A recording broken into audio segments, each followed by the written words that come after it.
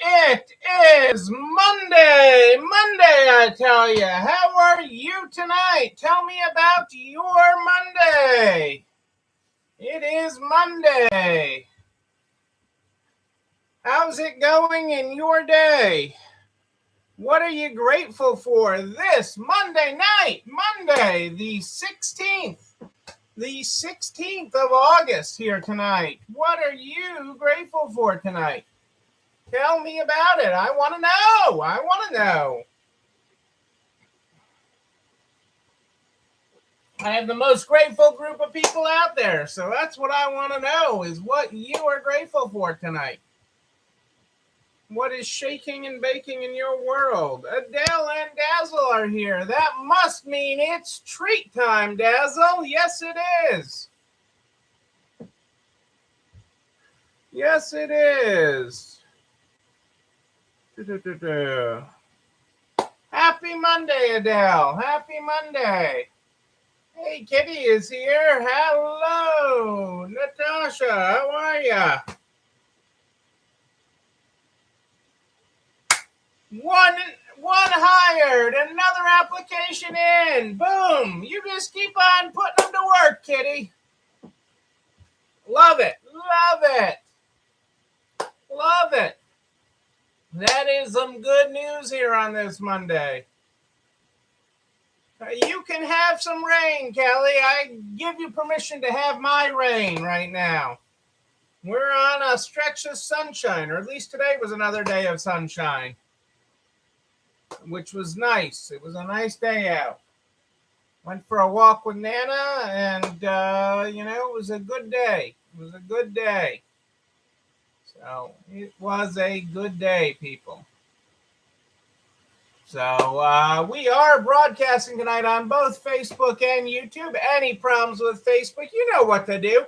Hop right on over to YouTube. Cassandra's got the link there for you right in the Facebook comments. So if you have any Facebook difficulties, you hop right on over there and keep the party going. The cicadas are loud in Illinois. You can keep those in Illinois or send those to New Mexico. She has not harvested many tomatoes this year yet. We had tomato growing difficulties. We're hoping for a late season of tomatoes. We're hoping for a late tomato season this year. We had getting going difficulties with that, but she is. We are working on it. We are working on it. Is the best I can say about that. You know me, gardening is not my thing. I am not the green thumb. Maybe we'll get another garden broadcast out there to check on that. I did enjoy our night where we were able to broadcast from the garden. And maybe we will find another night where my peanut gallery will get me set up to do that. Well, let's get started with the Good Morning, Good Night book. The Good Morning, Good Night book is how we start this program every night. Tonight, if you're following along in the book, we're on page 112. Good morning. Rise and shine, or rise and sulk. Rise and weep, or rise and roar. But rise. Boom. Yes, Adele, please send rain Kelly's way. Send it her way instead of my way. You and Kitty are always sending your rain my way. Send it to Kelly. Send it out west. They need it out west. They got all that, the fires, the further out you go and everything else. So, hey, folks, we're at the start of week 74-75. 74-75. So we are excited about it. We are excited about it. And it is exciting. It is exciting. So let's see what we got going tonight. From our friend Simon, a quote tonight. It's better to do it than talk about it. Than talk about how perfect it could be. That is true. It's better to do it than talk about how perfect it could be. Have you seen it? I don't have a graphic to go with this. But eBay has been bringing luxury handbag machines to New York and LA. eBay promoting its authentication guarantee for luxury bags by offering a chance to win items from Hermès, Chanel, Louis Vuitton, and more. It is like a Coke machine, a candy machine, a vending machine. But it's trivia. eBay's latest efforts to promote its luxury handbag authentication guarantee takes the form of physical machines where people can answer trivia for a chance to win designer bags. They were in Brooklyn and LA. They're similar, but not quite the same as vending machines for cosmetics, headphones, or tourist merch in airports. The units function more like tech-enabled game centers, with registered participants answering trivia questions for a chance to win one of 6 bags. eBay's luxury shoppers are constantly thinking about their next designer bag. In the same way traditional vending machines solve for convenience, eBay is making luxury instantly accessible, bringing designer handbags directly to enthusiasts, while also demonstrating the incredible inventory available on the marketplace. You register in advance for this at ebayhandbagmachine.com. ebayhandbagmachine.com before you engage one of the machines. They'll face luxury-based questions designed to test their knowledge of all things handbags. And all bags are authentic. And since they started their in-house authentication, they have authenticated more than 1 million items. And they've seen a 30% year-over-year increase in authentic merchandise. eBay also unveiled a short film called A is for Authenticity. A is for Authenticity. A video narrated by celebrity fashion stylist Law Roach that takes viewers behind the scenes of the program. That'd be worth checking out. I'll see if I can find that for you guys. Let me make myself a note there so I don't forget.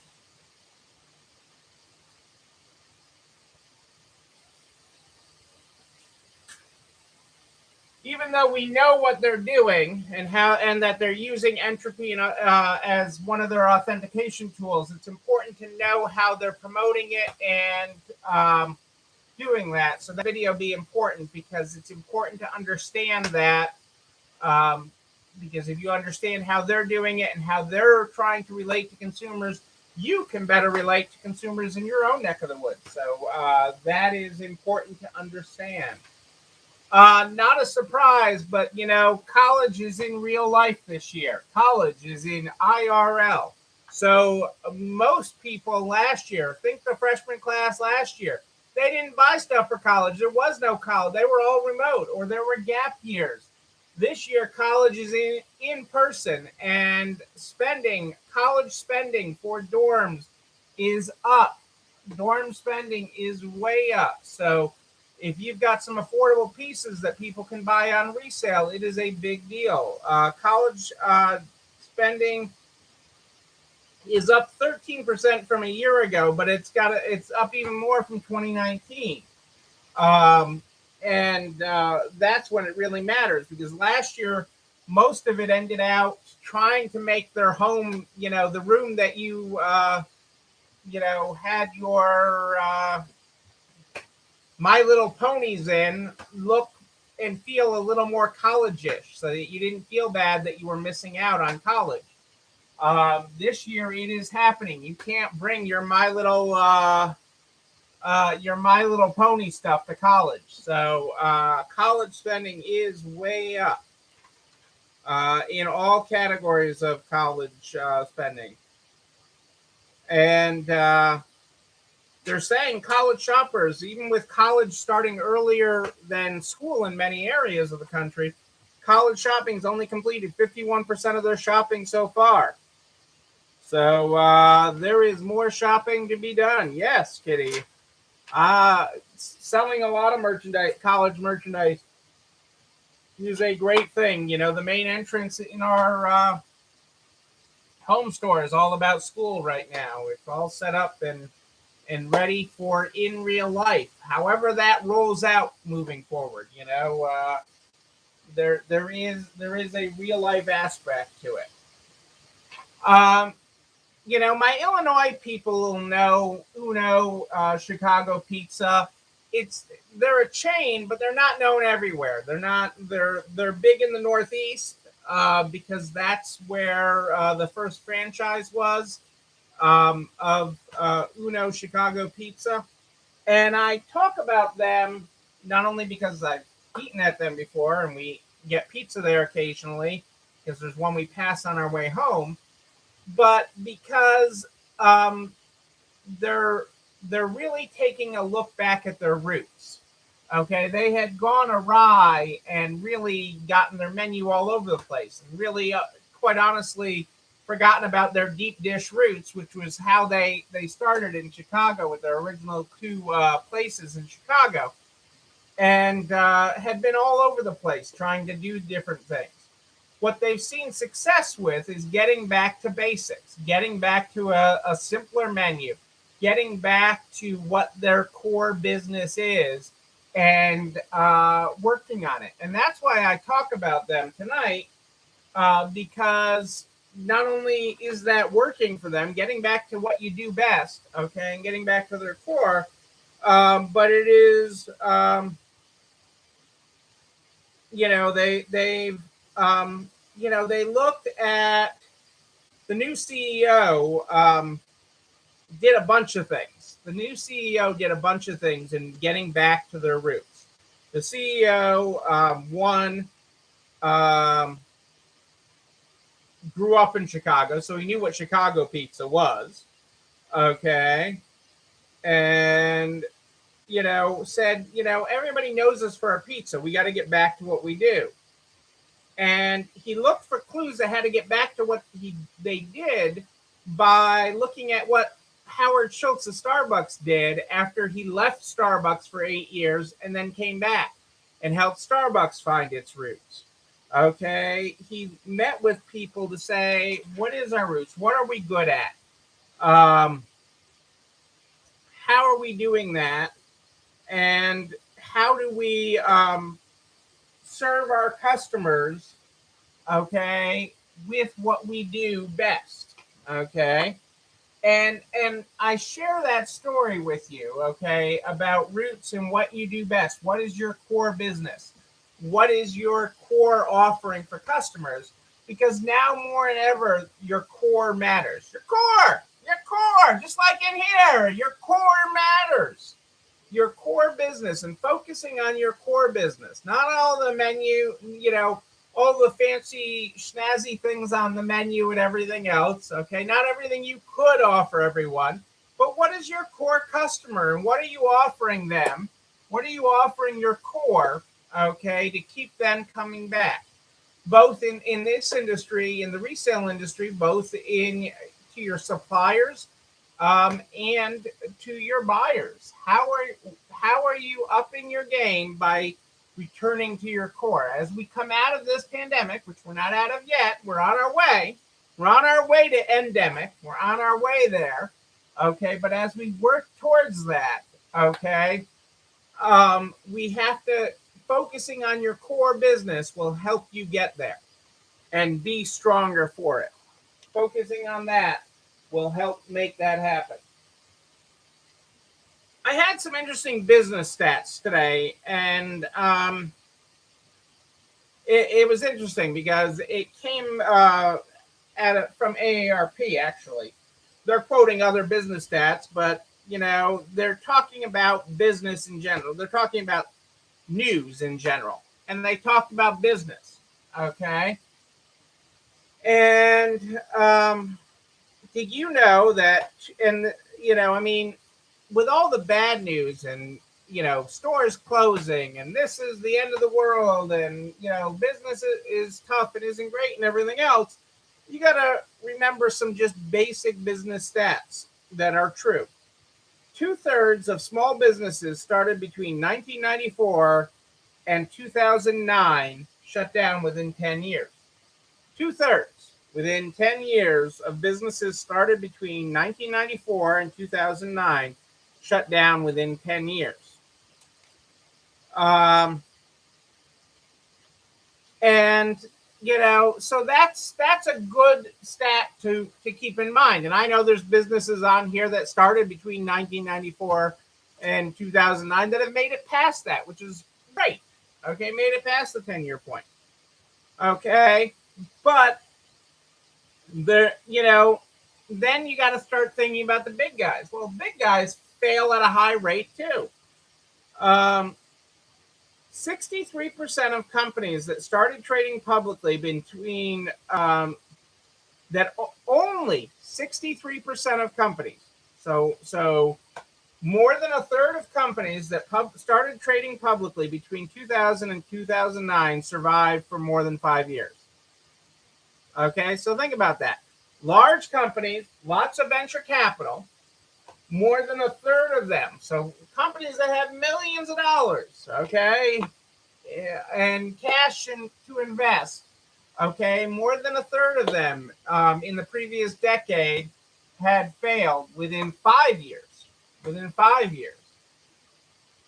So just things to keep in mind and keep perspective, especially when you're hearing the news. And there's a lot of news out there.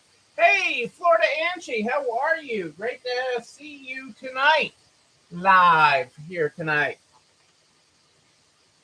Which leads me to some numbers that are coming out. And I tell you these numbers to be aware of them, that this is still a roller coaster. With all the negative news out there, whether it's the economy, whether it's the variant, whether it's Afghanistan. Okay, with all the negative news out there in the world, okay, know that consumer confidence has dipped, or consumer sentiment dropped to 70.2 from 81.2 in July. Its lowest level since 2011. And this is a regular survey by the University of Michigan. Last August, in retrospect, consumer sentiment was at 74.1, making for a 5.3% year-over-year decline. The 13.5% decline from July to August, okay, is the third largest in the past 50 years. So that headline is getting a lot of play. If you were to turn on the news, they are talking about the sky is falling, the sky is falling. Oh, watch out, the sky is falling. It is noteworthy. There's no ifs, ands, or buts. It's noteworthy. Consumers are cautious, okay? There's a lot of negative news right now, and you're at a reopening point. You're at a point where there is expected optimism with schools reopening, offices reopening and such, and it's a shaky reopening. It's a shaky reopening of that at best right now. And so the fact that there is decline in that it is concerning. We'll have July retail sales data, but again, that coming out this week, but that's looking back. The one thing the Delta variant has done, there's been a lot more masks, Kitty. There's been a lot more masks. I agree with you there. In general, so far, the Delta variant, they're saying, has scared a lot of people, but hasn't caused a lot of people to withdraw from the economy. Okay? And what they mean by that is we're not seeing people stop going out altogether. They're not stopping spending altogether. They may change how they spend, when they spend, where they spend, but they have not. You haven't seen a shutdown effect of it. But again, this is a roller coaster, people. This is a roller coaster, so you have to watch the roller coaster. I'm not telling you this to scare you. I'm not giving you this information to scare you. I'm giving you this information to educate you, okay, and to help you frame it, okay, and be okay with it in your mind, okay, because I am not worried. I want to be aware, not worried, but aware, okay. And so it is important to be aware, and that much awareness I want you to have. Again, limit your news content to no more than 5 minutes. It's not worth much after that. Not much worth much after that. And I know this will make your heart break, but you know, insurance companies in this year have lost money because people have gone back to the doctors and had tests that they were delayed from, and everything else. So, you know, Blue Cross of Massachusetts, for example, reported a $4.2 million loss in the second quarter on $2.1 billion in revenue. That compares to the $151 million that they made second quarter last year on $2 billion in revenue. So they did more revenue, but they lost money this year, you know, but, you know, they're still ahead $146 million. So, you know, I'm not going to send them any Kleenex. And other insurance companies have had similar types results. So I'm not feeling bad for them. But also, oh, you're right, Kitty. Customers that are coming in are spending. I mean, we have had some good sales, and our return to pre-pandemic hours. You know, 2 days is not a trend, but I'll take what we've done in 2 days in extra hours, and we can go to the bank with that. So that is not a bad thing.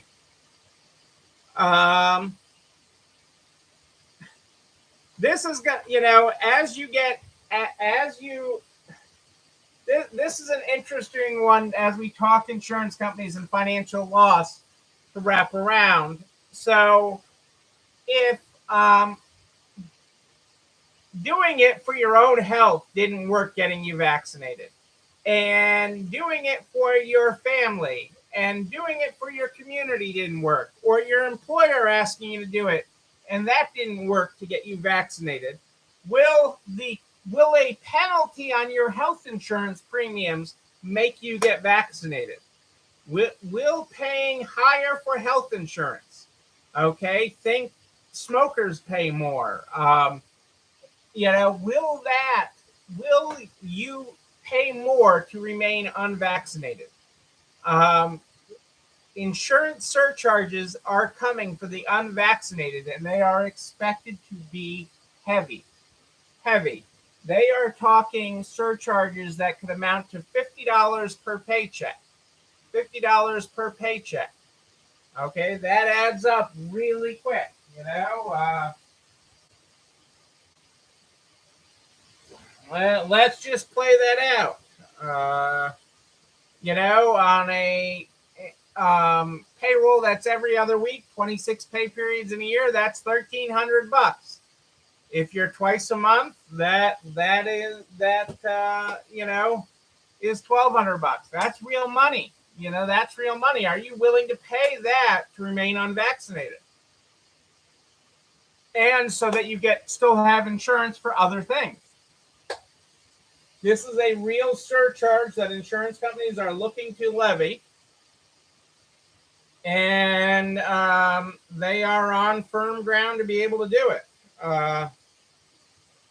And it is gaining momentum, especially among clients in manufacturing, retail, hospitality, financial services, and other sectors. And the rationale is simple: is that, you know, those who have yet to get a jab are at greater risk of getting COVID-19, and a severe cost could be very costly for their employer, especially if it involves an extended hospital stay. You know, COVID cases for an extended hospital case can easily top $50,000 without any heavy lifting. So, There's a lot out there with that. I don't know that that's going to make people do it or not do it. Make people quit their jobs. I don't know. I don't know with that, but it is a very interesting discussion. And as policies, renewal policies are being written now for the beginning of the year, that's going to get really interesting. That's going to get really interesting. I like this quote from Life's a bit like mountaineering. Never look down. Think about that. Life's a little bit like mountaineering. Never look down. From Edmund Hillary, a mountaineer and explorer. From our friends at the SBA, I actually have a couple of SBA stuff here tonight. If you are still have not done PPP forgiveness, okay, don't change banks until you get forgiven. Okay, I know that sounds silly or sounds stupid, but don't change banks. If you're like, I'm mad at my bank, I'm going to pull my money out of it. Don't change banks until your PPP gets forgiven. That is sage advice from our friends at the SBA tonight, and from different people that have had difficulty that haven't done forgiveness or had difficulty trying to get forgiveness after they switch banks. Our friends at OSHA have issued updated non-mandatory guidance on COVID-19.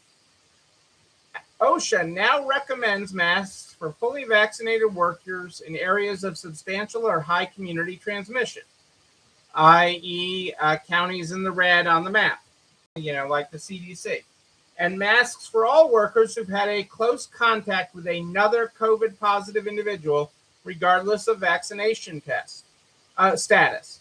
So this is the key update. If you have been in close contact, which they deem as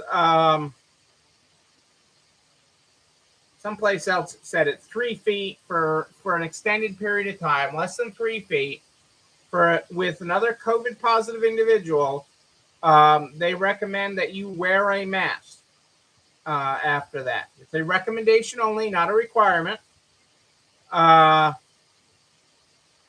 And OSHA also recommends that retailers should suggest or require that all unvaccinated customers wear face coverings, and that all customers, regardless of vaccination status, wear a face covering in high areas. So again, it's just a suggestion from OSHA. Those are just suggestions.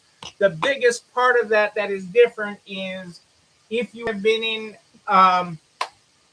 close contact with someone who has tested positive, that you should now wear a mask.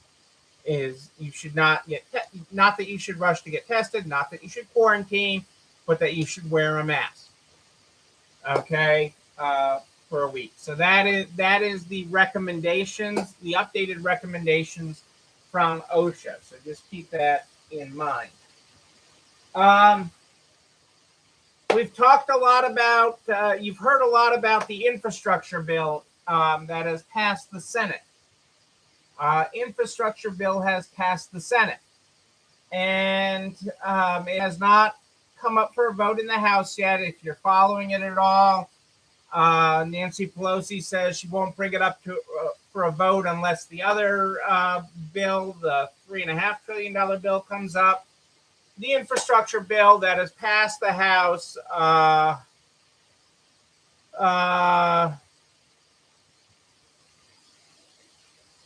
the infrastructure bill that had passed the Senate will eventually pass the House.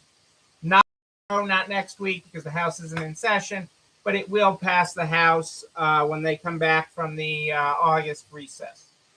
No matter what Nancy's saying right now, it took a lot to get that through the Senate. It's got enough in it to pass the House. You're not going to tie the other bill to it, even though today Nancy wants to say that. But this is the important part that affects you, okay, is how do you pay for this bill? Okay, one of the things that's been casually mentioned on how they're paying for this bill is that they're paying for it with unused COVID relief money. Unused COVID relief money is going towards paying um, the a portion of this $1.2 trillion infrastructure bill.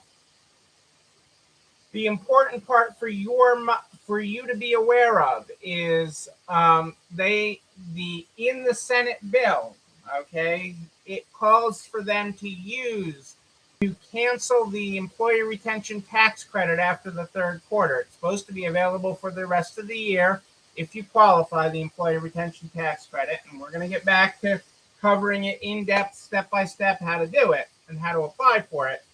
But they are going to, as of right now, the way the bill is written, that has been voted on and passed the Senate, that would eliminate the funding for the employee retention tax credit for the fourth quarter of 2021. The other quarters would still qualify. There would still be funding for that. You really still have the 2 years. We're going to get to it, Kelly, pretty gosh darn quick here on how to apply for it. But really, they're only talking about taking the money from the fourth quarter that you wouldn't get fourth quarter money for it. So if you qualified for it in the fourth quarter of 2021, you wouldn't get it if the Senate bill becomes law. And it is fairly likely to become law the way it's written or close to it based on everything I am getting right now. So, I wondered what COVID money they were pulling. Now I know, or at least I know part of it now, that they're pulling that employee retention tax credit. But as of right now, it's only worded that they are pulling fourth quarter money of 2021. That would be for wages earned in the fourth quarter. That would apply to it. So it wouldn't apply to people that had things from 2020 that haven't filed for it yet. It wouldn't apply to the first, second, or third quarter as it is worded right now. But we are going to get forthwith to it. It is our next big thing that we have to talk about is stepping through that. I got a few more things this week, the beginning of this week, to follow up on with hiring, because I had some other thoughts and things, and I was part of a big discussion on hiring today. So I want to continue that forward. But then I want to make sure everybody gets that is eligible and hasn't been able to have a reasonable third party do it for them very reasonably. Again, I am very against anybody that's charging a business more than $100 to $250 a quarter, depending on the number of employees that you have to file for. That's really what adds to the complexity. It's not even the dollars. It's the number of employees that really can make it more complex. And so anybody that's charging you more than that, if somebody's charging you in that range, great, let them do it. But if they're charging you more than that, and a lot of people have been getting,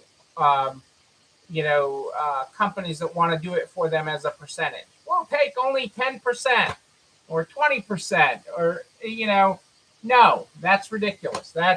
So no, we're not playing that game.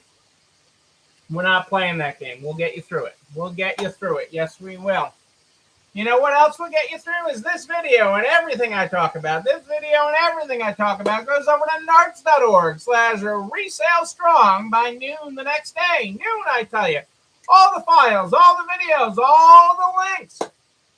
They're all over at narts.org/resale strong by noon the next day, including a link to the YouTube channel You're Not Alone Running This Store, where you can like, comment, subscribe, and oh yes, ring that bell so you know when another video drops. You can also share it with all your friends in business, the butcher, the baker, the candlestick maker, so we can help everybody make it to the other side. I'm here live in the Nards Private Facebook group at More 8 Than Ish every night. More 8 Than Ish. But if you have a question in between, you just email me, Neil, Neil at ECIstores.com. Neil at ECIstores.com. We start this program every night with the Good Morning, Good Night book. The Good Morning, Good Night book is how we start this program every night. Tonight we're on page 112. We're not here at the top of the program. Our good morning tonight was good morning. Rise and shine, or rise and soul. Rise and weep, or rise and roar. But rise. Our good night tonight is good night. Rest and relax, or rest and rejoice. Rest and rejuvenate. Rest and redouble your efforts, but rest. Ladies and gentlemen, I am Neil Abramson. I do like a good party, a wedding, a bar mitzvah even. We will party again. We will party in person. And when we do, I'm going to be there with you. But until then, and until tomorrow night at More 8 Than Ish, know that you, but most importantly you, yes you, you're not alone running this store. Have a great night, everybody. It's time for dessert. I'll see you tomorrow.